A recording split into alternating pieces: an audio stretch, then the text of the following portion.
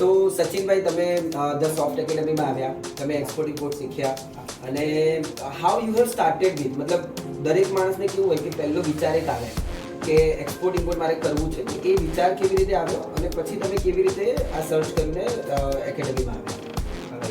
આજથી 11 વર્ષ પહેલા મેં મારો ડોમેસ્ટિક બિઝનેસ જ્યારે સ્ટાર્ટ કરેલો ત્યારે પણ બહુ ગભરાયેલો અને ઓળખતો. ઓકે. પણ એ ટાઈમ પર બી મને મહેનત અને બધી વસ્તુમાં બુસ્ટઅપ મળ્યો, પણ એટલું ગ્રાઉન્ડ લેવલનું પ્રેક્ટિસ કે નોલેજ મને એ ટાઈમ પર નહોતું, ઓકે. જે એક્સપોર્ટ ઇમ્પોર્ટમાં મને આજે છે. બરાબર. એટલે હું કઈ બી રીતે સર્વાઈવ કર્યું હશે ડોમેસ્ટિકમાં, પણ એક્સપોર્ટ ઇમ્પોર્ટમાં થોડુંક મને એવું લાગી રહ્યું છે કંઈક લઈને જઈ રહ્યો છે. સો બેઝિકલી જ્યારે તમે એવું ડિસિઝન લીધું કે તમારે એક્સપોર્ટ ઇમ્પોર્ટ શીખવું છે, કરવું છે, તો કેવી રીતે તમને ધ સોફ્ટ એકેડમી મળી અને જે તમે આખો પ્રોગ્રામ જે એટેન્ડ કર્યો તો તમને કઈ કઈ વસ્તુ શીખવા મળી? ઇન્સ્ટાગ્રામથી મેં તમારું જોઈને વિડીયો જોઈને થોડો ઇન્સ્પાયર થઈને આવેલો. પછી તમારી ટીમ પણ સ્ટ્રોંગ છે તો ફોલો લઈને મેં જોઈને આ સેમિનાર બી અટેન્ડ કરેલો. ત્યારથી ફર્સ્ટ ડે મને એમ લાગેલું કે ફ્રી છું જઈને આવું, બાકી મારો તો બિઝનેસ ચાલે જ છે ને કોણ ટાઈમ જશે સવારથી સાંજ સુધી છે, નહીં જઈ શકું.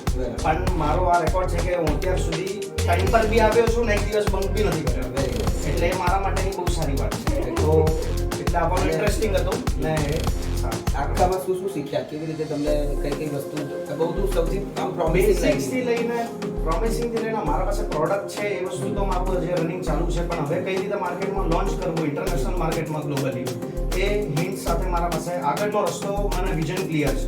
ઓકે. પહેલા થોડી નેરો હતી, હવે સારી એવી વાઇડ થઈને ઓકે. થઈ ગઈ. ચલો, so wish you very best of luck.